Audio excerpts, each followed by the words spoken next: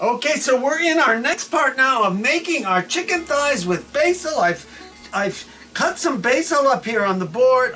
Next up, I've added just a little minced garlic I threw in here into our onion. And now I'm going to throw in our potatoes, okay? Just like this, throw them right in. They're all nice and thin, right on top of those onions. We're going to get those potatoes, okay? Just like this. And then what we're going to do is just give it a little hot water right on top. You could use broth if you like. And we're going to put the lid on this. But before we put the lid on it, I'm going to give it just a little salt. Right? Okay. And I'm going to give it just a little parsley. I use dried parsley. You can use fresh if you so choose. That's all up to you guys. Okay? A little parsley. And then I'm going to give it just a little bit of basil leaves dry. And I just want to knock up the flavor just a notch or two, okay, so that we have it. So there is basil, okay. Oh, I forgot I'm going to get just a little over here. All right, and then I'm going to take, because we've got plenty of steam in there, we're going to take our beautiful chicken thighs and place them right on top just like this.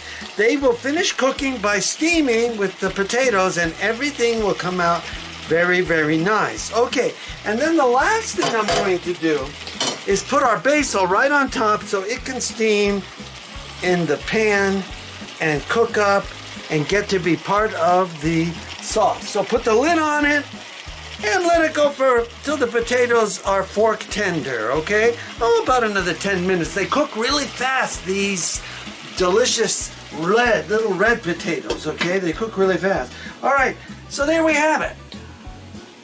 Make this, give it a try. It's easy to do. You could use, instead of basil, you could use whatever you like. Just salt and pepper and pepper flakes, chili, pepper, slice them thin. Do it any way you like it, but in the end, it's a quick meal to make.